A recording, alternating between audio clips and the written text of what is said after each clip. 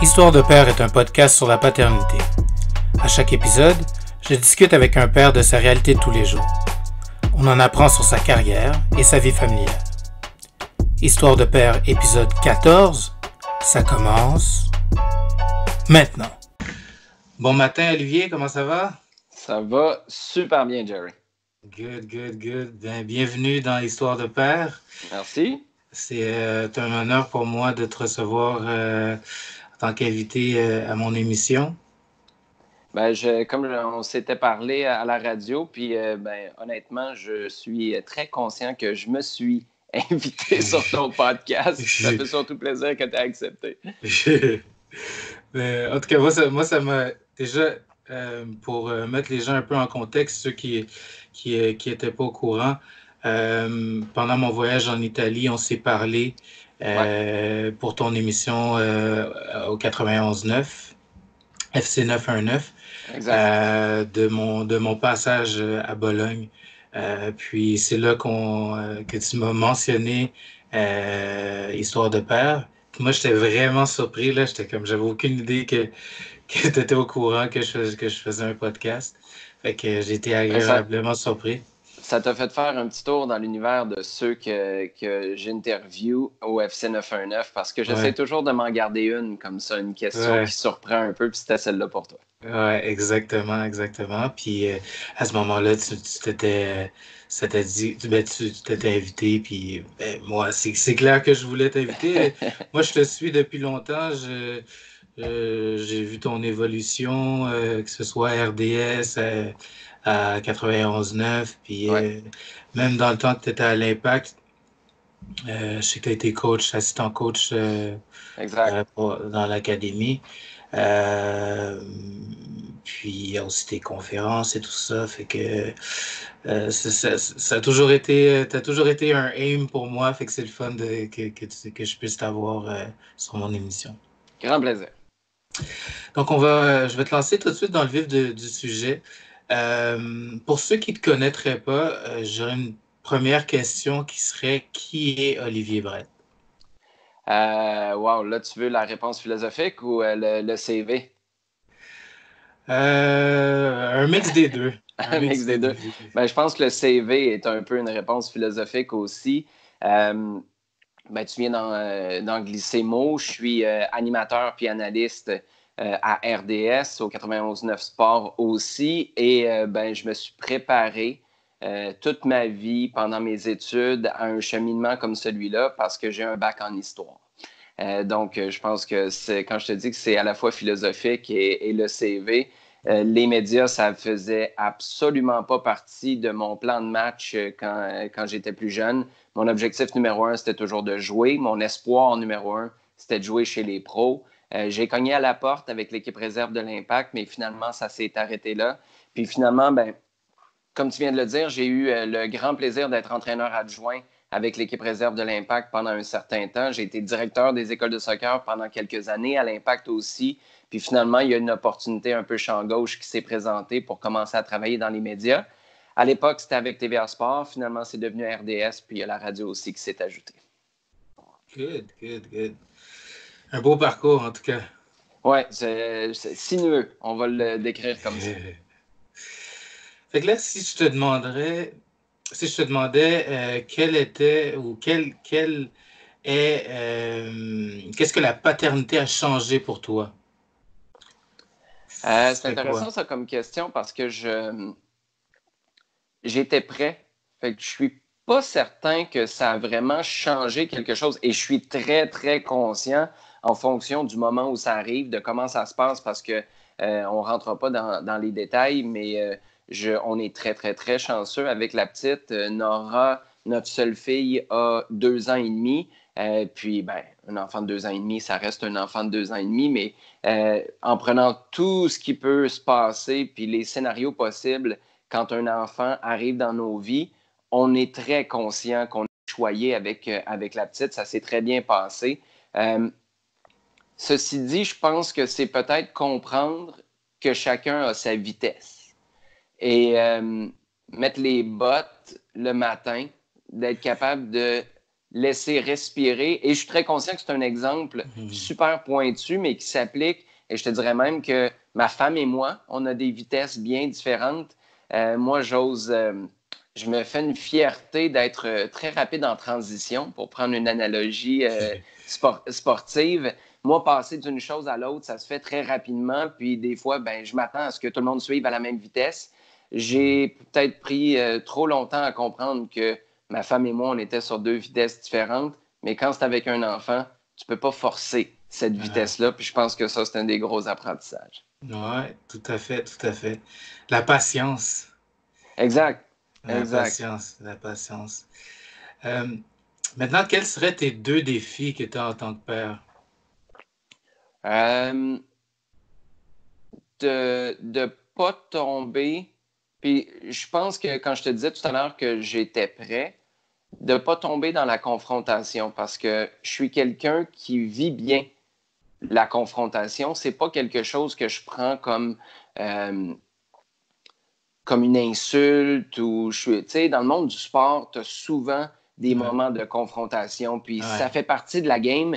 Puis je pense que pour plusieurs d'entre nous, ça peut s'immiscer dans notre vie en dehors du terrain ou de la patinoire. Et ça, ben, je fais bien attention quand la petite a une. Ben, c'est arrivé ce matin.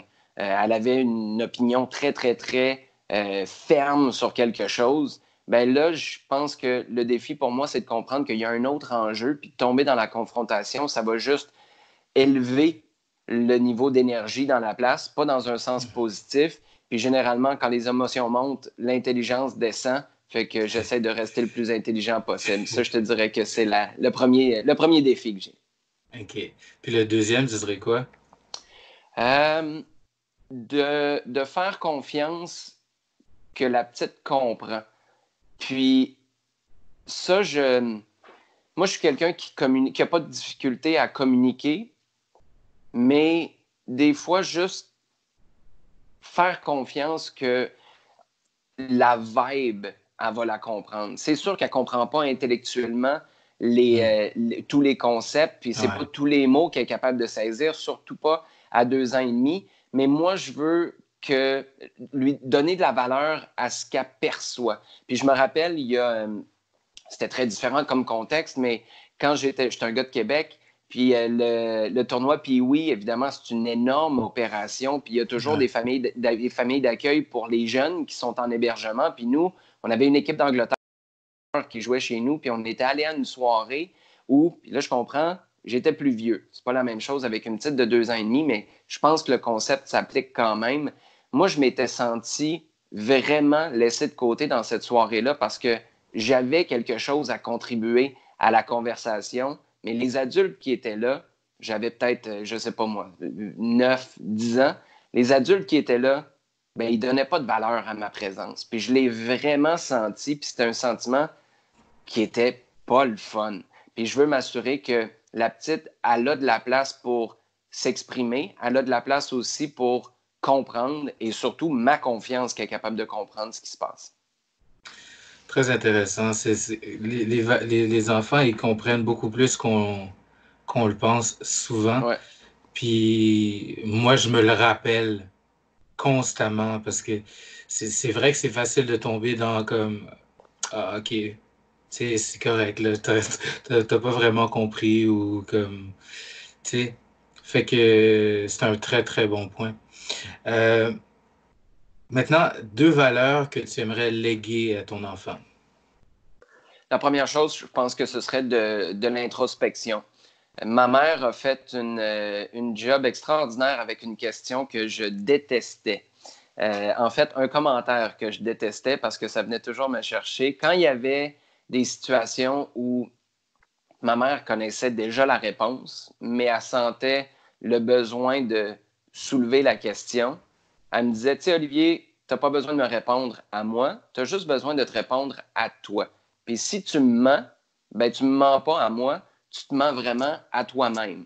Puis je détestais ça parce que ça m'obligeait à donner la vraie de vraie réponse, ne serait-ce qu'à l'intérieur de moi-même. Puis je pense que ça a vraiment semé quelque chose qui a été productif au fil des ans parce que j'ai la capacité à me regarder moi, avant de pointer les autres et de blâmer les circonstances ou les gens qui m'entourent. Donc, l'introspection puis d'être capable d'être honnête, conscient avec soi-même, c'est la première chose.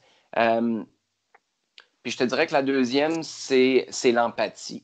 D'être capable de comprendre que notre point de vue, c'est tout à fait valide, c'est tout à fait juste, mais c'est notre point de vue. Et dans une même situation, il y en a plein des points de vue différents et juste d'être capable, sans donner raison à quelqu'un d'autre, parce que je pense que c'est une erreur qu'on fait beaucoup, de donner de la valeur au point de vue de l'autre. Souvent, on a l'impression que c'est lui donner raison. C'est pas ça. C'est juste lui donner droit à sa version des choses, à son expérience. Et si je suis capable d'offrir ça à la petite, ben, je vais avoir fait un gros bout de chemin, j'ai l'impression.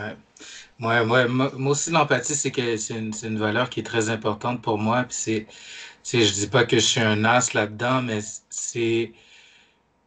je veux dire, on vit mieux des situations. Tantôt, tu parlais de conflits ou d'avoir des situations un petit peu plus tendues.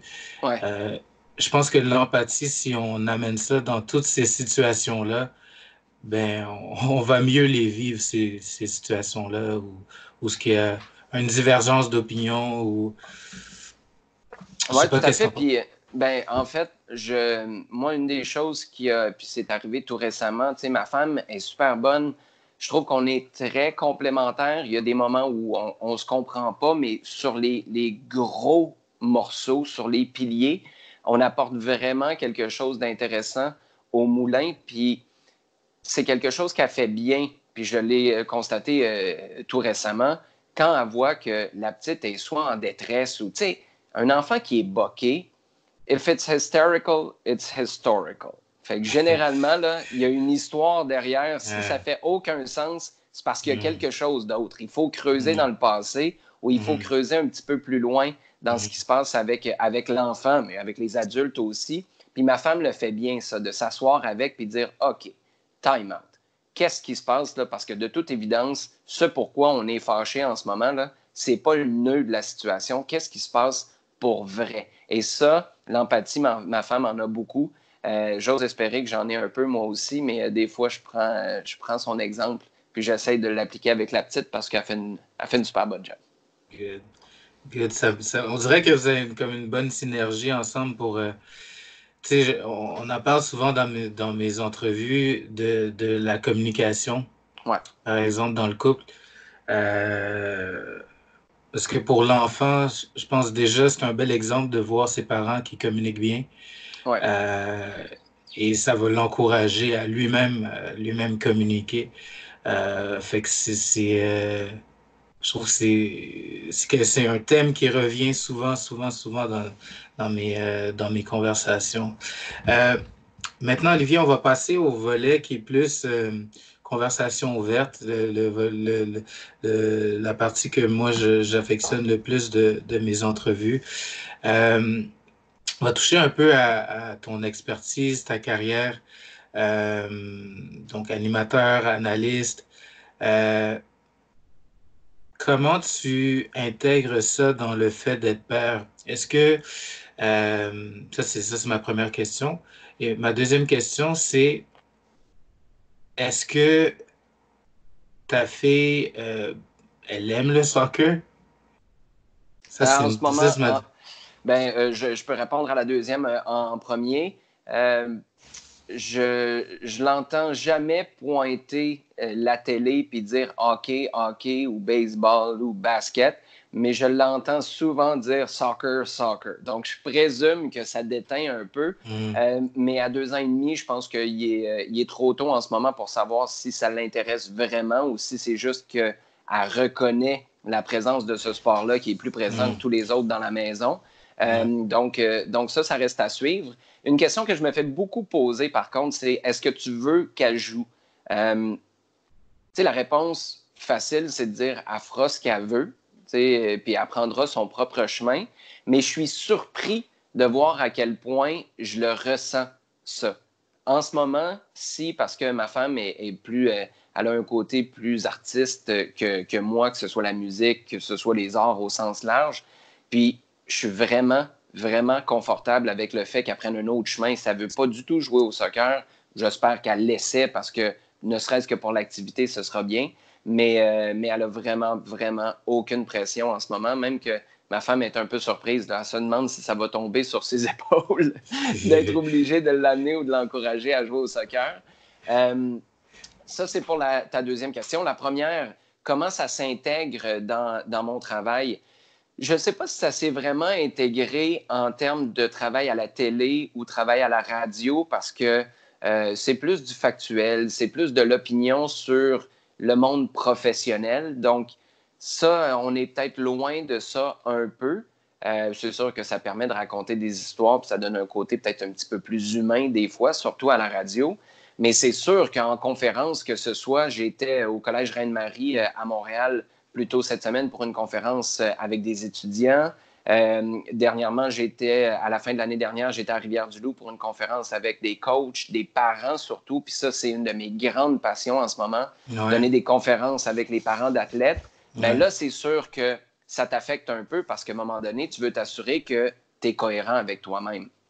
Et je pense pas qu'être cohérent avec soi-même, ça veut dire d'être parfait, de toujours être dans le sillon droit de ce qu'on véhicule comme message, parce que tu parlais de répétition tantôt, c'est important d'avoir des... Ben, d'ailleurs, je ne sais pas si tu vois ici, ça c'est un rappel pour moi-même de jeter un coup d'œil à TikTok parce que j'ai l'impression qu'il se passe quelque chose là, puis j'oublie tout le temps de le faire.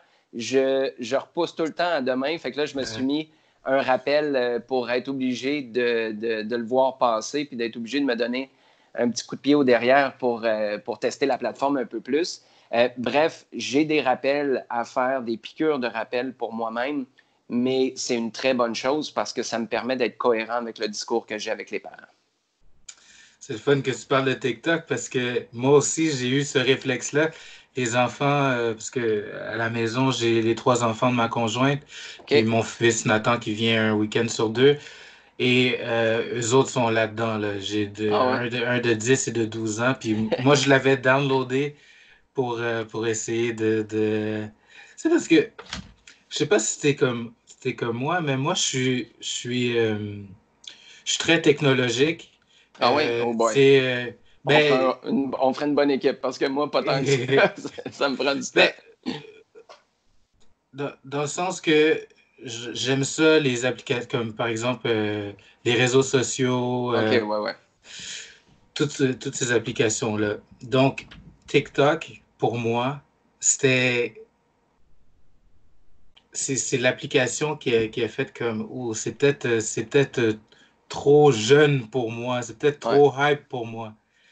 Mais tu vois, c'est intéressant parce que ça, moi, je suis arrivé très tard sur Instagram. C'est au début de l'année 2019 parce que c'est ce que je fais à chaque début d'année, je m'assois puis j'établis mes objectifs. Puis, je m'étais rendu compte qu'Instagram, j'y étais pas allé parce que je comprenais pas comment ça fonctionnait. C'est pas de la science nucléaire, là, c'est des réseaux sociaux. C'est juste une question de passer du temps, d'investir un peu de temps et d'énergie si on a envie pour comprendre la plateforme. Puis ça, c'est un de mes défis. Tu me parlais tantôt de réfléchir sur les défis que j'ai peut-être comme père. Je pense que ça va être important pour moi de ne pas mettre les mêmes limites que je me suis mis trop souvent, puis que je continue de me mettre, puis il faut que je me mette des rappels comme ça parce que TikTok en est un bon exemple, de ne pas arrêter, de ne pas mettre les freins quand il y a quelque chose d'inconnu à l'autre bout. Ça, c'est vraiment quelque chose que je veux faire attention pour ne pas transmettre ça en aura parce que c'est un réflexe que j'ai. Puis TikTok, tu sais, moi, je crois beaucoup que les petites choses représentent comment on fait les grosses choses. Puis TikTok, j'ai besoin de me forcer à y aller parce que je ne comprends pas super bien la plateforme. Je ne me reconnais pas tant que ça parce que c'est beaucoup, beaucoup de jeunes. J'ai un peu peur d'avoir l'air fou puis de ne pas mettre l'affaire cool, entre guillemets, puis d'avoir l'air de ce gars-là qui vient sur une plateforme qui n'est pas pour moi. Mais pour toutes ces raisons-là, je veux me forcer à y aller. Parce qu'après ça, si ça mène à rien, ça mène à rien, mais que ce ne soit pas l'inconnu qui me ralentit. Puis ça, c'est quelque chose que j'essaie de faire consciemment pour moi, comme adulte, pour qu'après, comme père, bien, comme je t'ai dit tout à l'heure, je sois cohérent quand je demande à la petite de faire la même chose. Comment t'as-tu des défauts, toi, Olivier? Ah, j'en ai une tonne. Quand je t'ai dit tout à l'heure que quand les émotions montent, l'intelligence descend, je Ouais, l'ai appris à la dure et ouais. malheureusement, des fois, j'ai des petites piqûres de rappel pour ça aussi. Euh, Si on parlait ben, tantôt, tu en as glissé un mot de tes conférences. Je trouve ça vraiment Ouais. génial que tu fasses des conférences sur, ben, aux parents, surtout les parents de sportifs. Il y a certains posts que j'ai vus qui circulaient de toi sur Instagram par rapport à ça.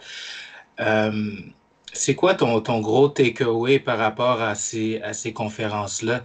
Déjà, j'imagine que tu dois être surpris de l'engagement des gens quand ils viennent assister à ces conférences-là. Je sais Euh, que tu en as parlé à Georges la semaine passée. ouais, ben je pense que les Ben, parents c'est pas... eux-mêmes sont Ouais. surpris de cet engagement-là. Euh, Pourquoi? Parce que quand ils arrivent, tu sais, moi, le premier message que je passe aux parents d'athlètes, c'est que je suis pas là pour leur expliquer comment faire du parenting. C'est pas ma job. Je suis pas dans leur maison. Eux ont leurs valeurs. Moi, j'en ai peut-être qui sont différentes. C'est absolument pas le rôle que je me donne. Le rôle que je me donne, et je le trouve très important, c'est de présenter l'opportunité qui se présente aux parents d'avoir une sérieuse influence dans la vie sportive de leur enfant. Et si les parents décident de bien faire ça ou de le faire avec plus d'intention, une plus grande conscience, mais ça a des répercussions pas sur leur saison, ça a des répercussions dans 15 ou 20 ans. Et c'est là où moi, j'essaie d'amener un certain éveil chez les parents parce que le réflexe, quand on a un enfant qui fait du sport, c'est souvent d'essayer d'influencer le prochain match, d'influencer les performances de l'enfant, peut-être aussi pour certains d'influencer la décision d'un arbitre ou les décisions d'un coach. Et pour moi, ça, c'est tout hors du contrôle des parents. Mais les parents sont dans une position où eux, c'est le pivot dans la vie sportive parce qu'ils ont accès à l'école, ils ont accès au sport, ils ont accès à l'enfant, pas 24 heures sur 24, là, mais au sens figuré, c'est eux qui ont le contact le plus fréquent. Donc, d'être capable de se demander ce que je fais aujourd'hui, mon intervention aujourd'hui dans la vie de mon enfant et son sport, il va rester quoi dans 15 ans? Et je pense que si on se pose cette question-là, on agit très souvent bien différemment que si notre question était comment mon intervention va aider mon enfant à jouer plus samedi prochain.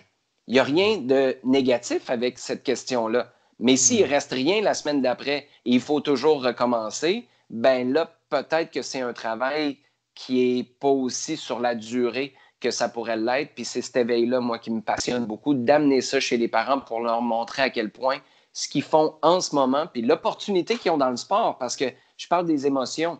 C'est ça la beauté du sport. Ouais. C'est que c'est un condensé de ce qu'on vit dans la vie de manière générale. Mais c'est tellement intense, il y a de la compétition, on a peur de mal faire des fois, on a le plaisir d'avoir gagné ou réussi quelque chose, mais tout ça est dans un tourbillon d'émotions qu'on n'aurait pas aussi condensé d'habitude. Et c'est pour ça que ça peut être une expérience très difficile quand les choses vont moins bien, mais c'est aussi une opportunité extraordinaire parce que tout est là. Maintenant, notre job comme parents, c'est d'être capable de montrer aux enfants que ces opportunités-là se présentent et qu'il y a une grosse, grosse valeur pour la vie qui leur reste, là, pas juste pour la saison qui leur Ouais. reste, à essayer d'affronter certaines choses qui sont peut-être plus difficiles et de reconnaître ce qu'ils font bien. Quand on arrive à faire ça comme parents, ben, c'est magique comme expérience sportive. Ouais.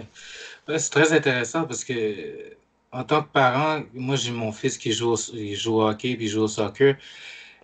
C'est vrai qu'on a tendance à, moi quand je lui donne des conseils, c'est pas vraiment avec la réflexion de qu'est-ce qui va rester avec lui dans 15 ans.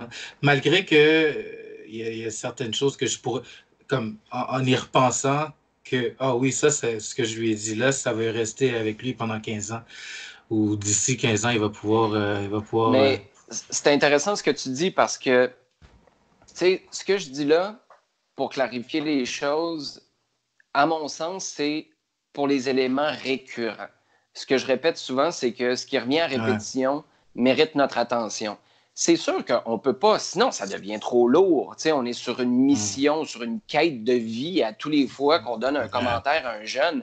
C'est pas là où je veux en venir, parce que des fois, c'est juste un petit conseil comme ça, et des conseils pour avoir de la réussite à court terme, c'est important. Mais quand il y a quelque chose qui revient, un défi qui revient à l'école, avec les amis, qui revient dans le sport aussi, bien, c'est là où, comme parent, comme adulte, je te dirais, parce que les coachs ont la même responsabilité à mes yeux, c'est là où il faut dire time out. Nos solutions à court terme ne fonctionnent pas.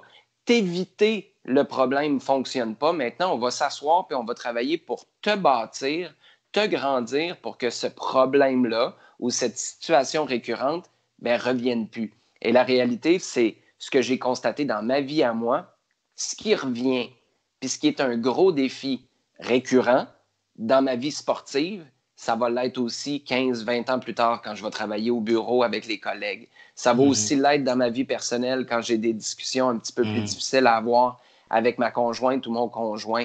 Et c'est pour ça que ce qui revient à répétition dans la vie d'un athlète, bien, ça mérite qu'on l'aborde, ça mérite qu'on affronte, qu'on confronte cette situation-là pour grandir la personne à l'intérieur de l'athlète pour que ces problèmes-là, bien, on les vive, on les règle, puis ça ne revienne pas dans 15 ou 20 ans. En tout cas, c'est vraiment intéressant parce que c'est vrai que le sport, c'est tellement intimement lié à beaucoup de choses dans la vie, là. Ben oui. Donc, si on est capable d'avoir un impact positif sur, oui, l'action du sport ou le fait de faire du sport, mais également sur la vie, c'est ça qui va aider le plus l'enfant, là. Puis, tu sais, souvent, on parle d'impact positif, mais ça peut aussi passer par un peu de douleur. Puis ça, je pense que c'est quelque chose qu'on a de la difficulté à vivre comme adulte avec des enfants. On ne veut pas les voir vivre un moment tough ou on ne veut pas les voir souffrir, peu importe la forme que ça prend. Des fois, c'est une souffrance qui peut être physique dans le monde du sport. Tu sais, puis si on arrive à juste faire comprendre aux enfants que des fois, c'est de l'autre côté que tout débloque. Mais si on arrête toujours juste avant de vivre ce dépassement-là, puis qu'on reste toujours au blocage, ben tu n'es pas plus avancé. Mais là, ça devient un dilemme pour nous comme adultes parce qu'on ne veut pas les voir souffrir. Mais on sait que de l'autre bord, il y a peut-être quelque chose qui pourrait débloquer. Un exemple que je donne, moi, j'étais à un milieu de terrain. Je te parlais d'introspection tout à l'heure. J'ai découvert récemment, j'ai compris récemment que quand je suis arrivé à un plus haut niveau, je suis devenu un défenseur latéral droit. Pas parce que au soccer, j'étais pas capable de jouer au milieu de terrain, mais parce que quand j'étais jeune, je restais pas là où il faisait chaud. Quand j'avais le ballon, je suis devenu un passeur extraordinaire parce que j'étais capable de jouer sur une touche, j'avais une bonne vision, j'étais capable de me trouver de l'espace, mais le vrai driver derrière ça, c'est que j'étais pas un gros fan du contact physique. Et il n'y a jamais personne qui l'a décelé, ça. Même moi, j'en étais pas conscient. J'étais un peu sur le pilote automatique, puis je me valorisais d'être un bon passeur. Je me valorisais d'être quelqu'un qui était capable d'aller où il y avait de l'espace. Mais la vraie chose derrière ça, c'est que j'ai jamais appris à vivre le côté plus rough de la game. Je l'ai vécu, mais pas assez pour passer à un très haut niveau. Et s'il y avait eu quelqu'un qui l'avait décelé, ça, quelqu'un qui m'avait peut-être piqué un peu plus pour comprendre ma réflexion en tant que jeune athlète, bien, il aurait peut-être compris ça et, à mon sens, ce qu'il aurait pu faire, c'est me prendre par le collet ou par la main, ça dépend, il y a des façons différentes de faire, puis me dire, là, Olivier, il faut que tu apprennes à vivre avec cet inconfort-là, il faut que tu apprennes à vivre là où ça brasse des fois, où tu vas te manger des volets, mais si tu veux passer à un autre niveau, tu as besoin de cette facette-là dans ton jeu. Ça va faire mal par bout, mais sur le long terme, ça va être extrêmement bénéfique parce qu'une fois que tu vas avoir appris à vivre avec cet inconfort-là, ça va devenir ta réalité. Ce ne sera plus de l'inconfort. Ça va être normal pour toi. Et c'est une histoire que je raconte beaucoup aux jeunes athlètes parce que je l'ai compris trop tard, ça. Il y a un coach en Irlande qui venait furieux parce que j'allais m'entraîner là souvent pendant 5-6 mois par année à la fin du secondaire, début cégep. Puis lui, j'avais jamais compris jusqu'au mois de décembre. J'étais en conférence à Rivière-du-Loup avec des jeunes, puis j'ai fait « Ah, c'était pour ça. » Lui venait fou raide quand je jouais en une touche. Et moi, je me disais, jouer en une touche, c'est ce que tous les entraîneurs te demandent de faire. Puis chaque sport a sa version de ça. Au soccer, c'est jouer sur une touche qui était très valorisée. Puis lui, il virait bleu marin. Il me demandait, arrête de le faire. Mais c'est parce que lui, il avait vu que je jouais sur une touche parce que j'aimais pas le gars qui s'en venait derrière moi. Puis c'est juste cette année que j'ai compris ça. Compris ça, tu me diras 20 ans trop tard, mais ça, c'est un autre dossier. Mais d'amener cette idée-là aux jeunes que de l'inconfort, c'est pas l'ennemi. Au contraire, plus tu es capable de vivre avec de l'inconfort, et là, je parle pas d'un stress qui te paralyse, mais quelque chose qui n'est pas particulièrement agréable à vivre sur le coup, c'est pas la fin du monde parce que si tu t'apprends à vivre ça, tu sais, moi, en télé, c'est ça. C'est pas confortable d'avoir des supporters qui crient partout autour de toi au Stade Saputo quand tu as quelque chose à dire. Mais si tu n'es pas capable de tolérer le moindre inconfort, ce genre d'environnement-là, tu ne peux pas le vivre. Tu ne peux pas survivre à ces situations-là. Puis le sport, ça nous permet d'apprendre à vivre avec de l'inconfort comme ça. Nice. Là, j'ai une question par rapport à la conférence que tu viens juste de donner à l'école Reine-Marie. Donc, ça, c'était à des étudiants, c'est ça? Étudiants athlètes. Tous ceux qui, secondaire 1 à 5, ceux qui sont avec les programmes sportifs de l'école. Quel genre de questions ils t'ont demandé? C'est intéressant parce que ce que je tente de faire plus récemment, je me suis rendu compte, je parlais d'empathie en début de conversation, je me suis rendu compte que si je me présentais dans une école puis que je racontais mon histoire, les jeunes avaient un paquet de questions en tête puis ils se disaient « Oui, c'est correct, là, c'est ton histoire », mais ce qu'ils avaient envie, c'était d'arriver à la fin puis de poser leurs questions. Puis souvent, je me rendais compte que leurs questions n'étaient pas directement en lien avec ce que j'avais dit, donc il y avait comme une déconnexion. Je parlais, c'était pas mon intention au départ, mais je parlais plus pour moi que je parlais pour leur monde. Donc, j'ai commencé à faire une courte, puisque c'est ce que j'ai fait à l'école cette semaine, une courte présentation, puis après ça, j'ouvre aux questions, puis je suis capable de rattacher ça aux nombreux concepts que j'offre généralement en conférence. Les questions qu'on me pose, qu'est-ce que tu as fait comme étude pour te retrouver à la télé? Es-tu stressé? Quel genre de personne est la plus impressionnante que tu as rencontrée? Dernièrement, j'ai eu la chance de m'asseoir avec Thierry Henry. Est-ce que j'ai un background qui menait à ça? Je te le disais tantôt. Non, absolument pas. Mais ça me permet de leur expliquer justement comment un parcours atypique, ben c'est possible. Puis tu n'es pas obligé d'avoir tout compris en secondaire 3 pour savoir exactement où tu t'en vas. Il y a peut-être des virages extraordinaires qui s'en viennent, mais il y a des choses importantes à faire ou à vivre pour être prêt quand ces expériences-là se pointent. Tu sais, moi, mon arrivée, j'ai fait beaucoup, beaucoup de travail sur moi depuis 10 ans, que ce soit en allant à des séminaires, en écoutant des podcasts, en lisant des livres. J'ai vraiment beaucoup de travail. Je suis allé aux États-Unis pour des semaines de temps de séminaires. C'est un investissement de temps, d'argent, d'énergie substantiel, mais c'est la raison pour laquelle, quand on m'est arrivé avec l'opportunité de travailler à TVA Sport, chose que j'avais jamais considérée, j'ai dit oui sur le champ. Mais ça m'a pris des années à cultiver une mentalité qui me permettait de dire oui sur le champ.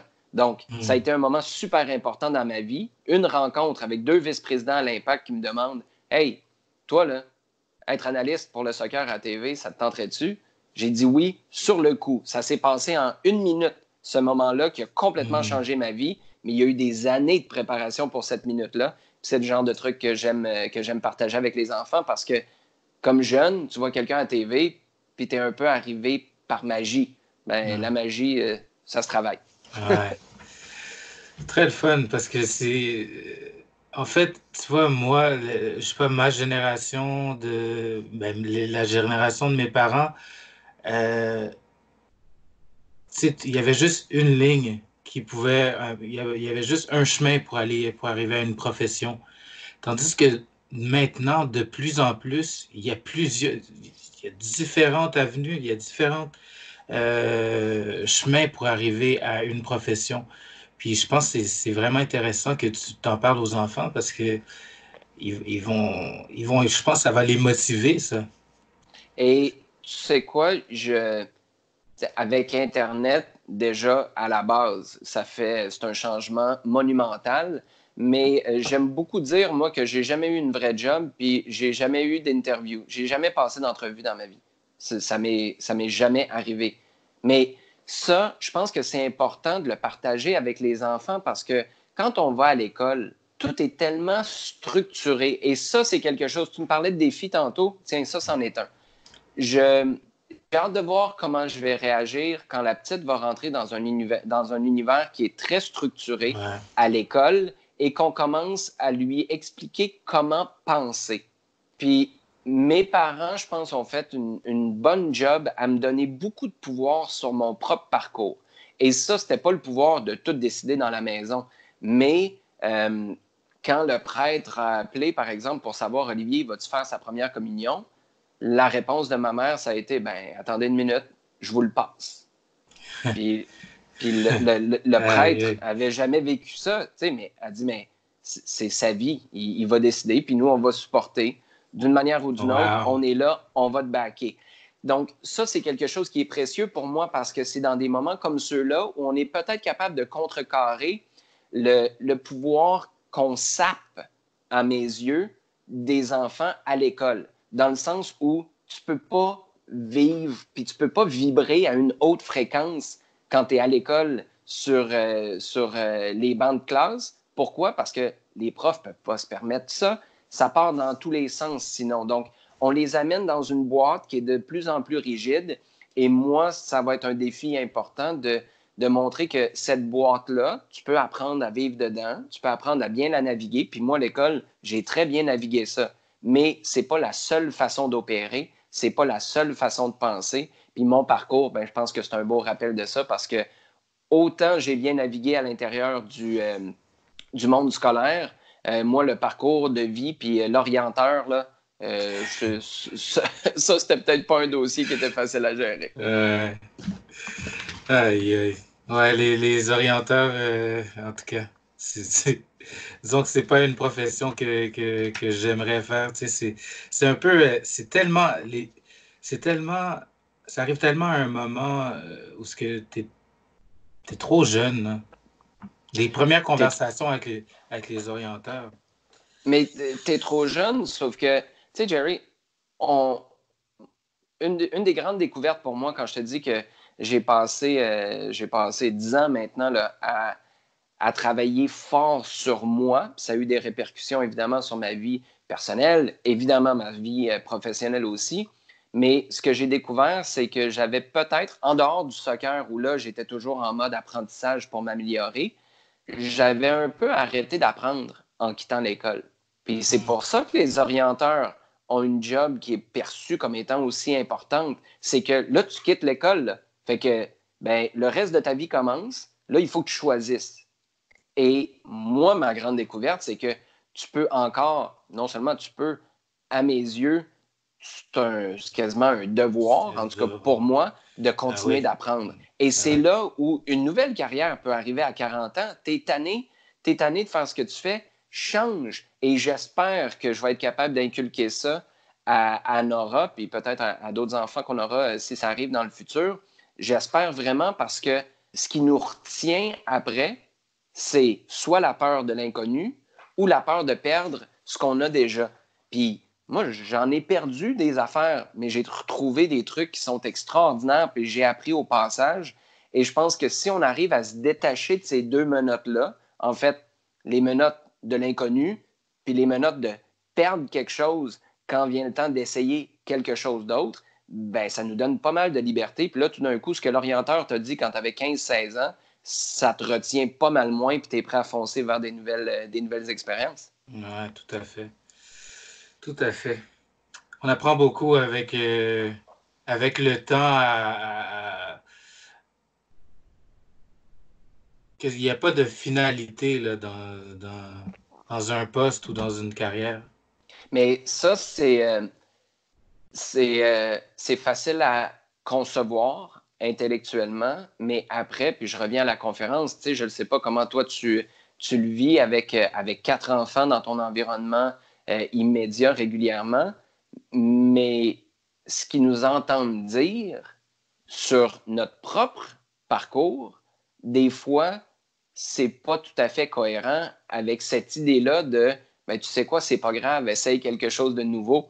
Puis ça va être un autre. Tiens, j'en découvre à mesure que je te jase des défis, de faire attention. Puis ça, je fais quand même une bonne job, mais plus la petite comprend, plus la petite intellectualise les choses qu'elle entend, plus je me rends compte que d'être impeccable avec ma parole, c'est important. Et je suis loin, tu disais tantôt, as-tu des défauts? Ça, je suis loin d'être impeccable avec ma parole, mais les phrases que je répète, on en a tous, des phrases qu'on répète, que ce soit sur notre parcours, sur notre environnement immédiat ou sur notre carrière, ben nos jeunes, ils entendent ça à répétition, puis là, ça ne devient pas des phrases, ça devient des croyances. Et c'est là que ça devient extraordinaire ou très dangereux. Donc ça va être intéressant de voir ce que ça va donner sur les prochaines années. Oui, tout à fait. En terminant, Olivier, il y avait un post que j'ai vu que j'ai vu sur Instagram de toi. C'était est-ce le bon moment? Je sais Oui, pas si tu te rappelles de ce post-là. absolument. Oui. C'est un post que j'ai trouvé très intéressant. J'aimerais que tu t'en parles un petit peu. Puis, ouais, j'ai une question par rapport à ça. En fait, il y a toujours, j'oublie c'est quoi qui a été le déclencheur parce que toutes les publications que je mets, que ce soit sur Instagram, sur Facebook, généralement, il y a un déclencheur, il y a quelque chose qui me fait penser à ça, puis je produis le contenu.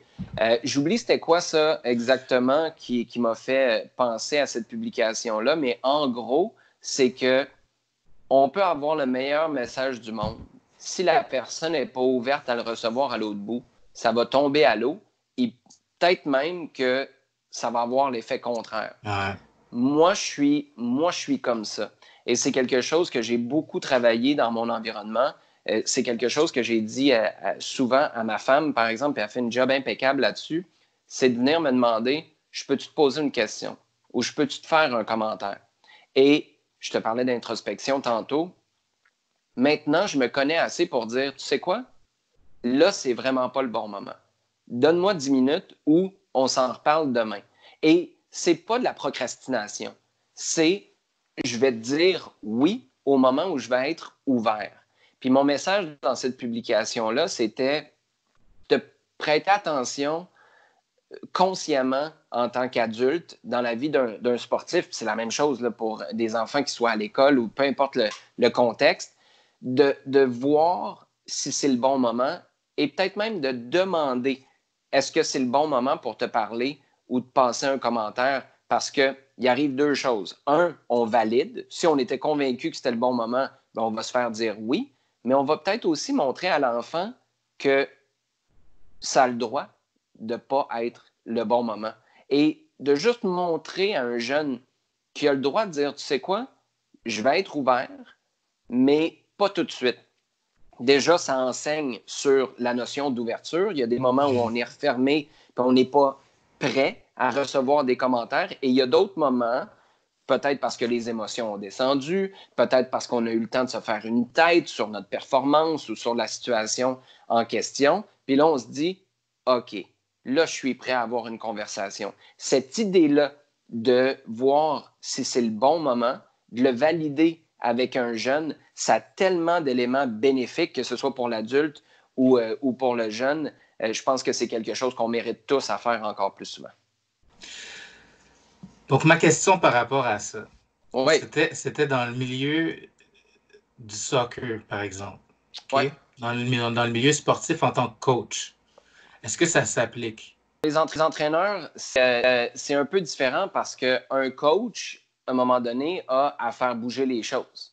Fait que tu ne peux pas toujours être en train de choisir ton moment. Il y a des attentes de l'entraîneur, puis pour les sportifs, comme ce sera le cas plus tard pour les employés, par exemple, ou les membres d'une équipe quelconque, ben, il faut que tu rencontres les attentes du leader. Sinon, ben, soit il faut que tu t'ajustes ou tu ne peux plus faire partie de l'équipe.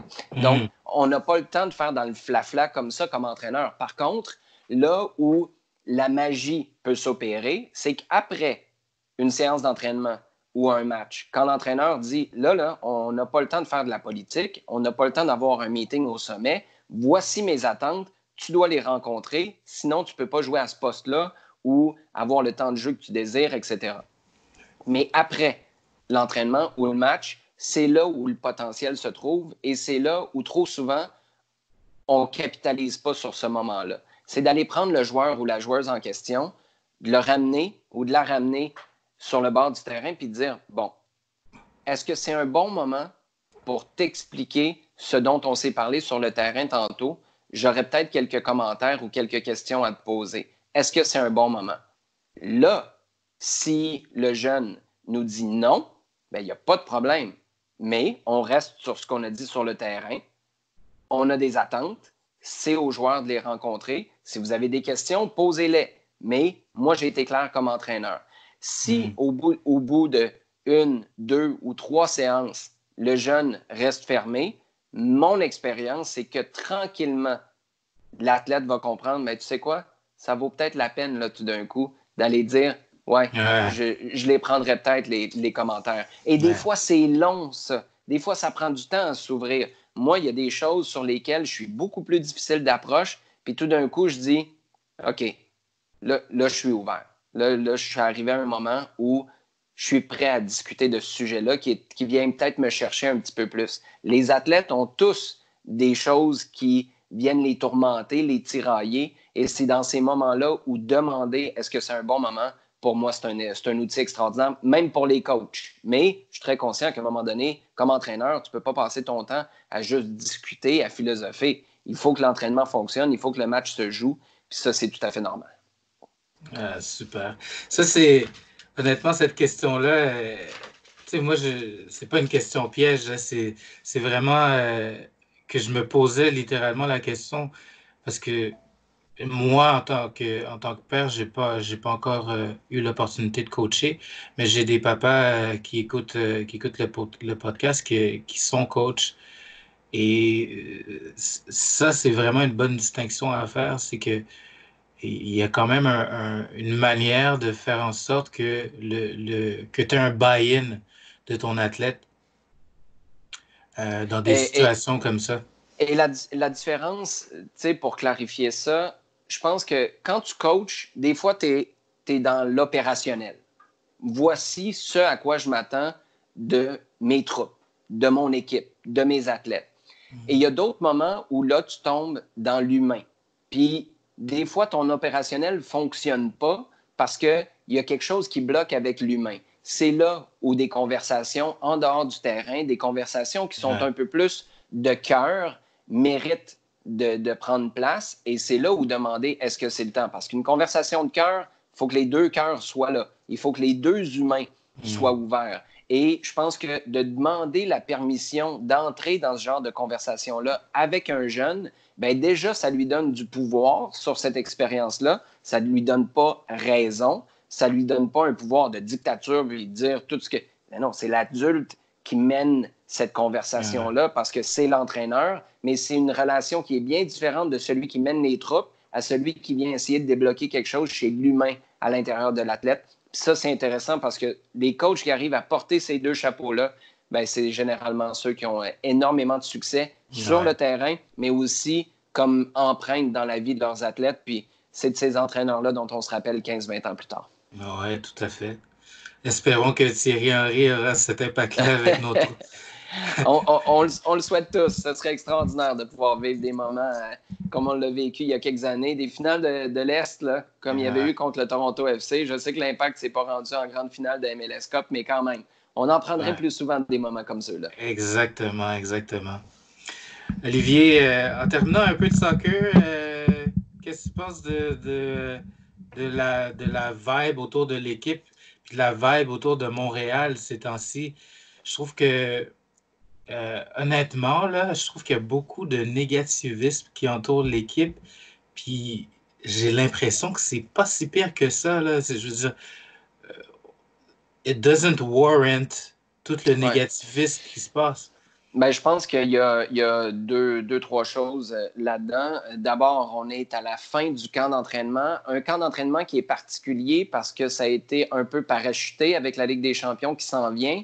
Puis, le fait de parachuter le camp d'entraînement fait en sorte que tu n'as pas accès au même tournoi pour préparer ta saison que dans le passé. Puis, des tournois qui étaient diffusés sur le web. Ça, je pense que ça a un impact majeur sur l'attention qu'on donne au club. Pourquoi? Parce que quand tu ne peux pas analyser de manière pointue ce qui se passe sur le terrain, ben, tu regardes ce qui se passe en dehors. Et ce qui se passe en dehors, c'est des gros dossiers cette année. Nacho Piatti qui branlait dans le manche pendant des semaines, qui est maintenant parti. Il y a l'histoire avec Olivier Renard des allégations qui arrivent de l'Europe. Mais quand tu peux te rabattre sur le sportif, ben, peut-être que tu peux diluer un peu ces messages-là qui sont un peu plus difficiles à avaler. Mais là, en ce moment, au moment où on se parle, tu as eu un match qui a été disputé à huis clos, un autre qui a été diffusé principalement sur les canaux de Philadelphie. Puis le troisième, il a été filmé par un fan d'Orlando avec son cellulaire au terrain.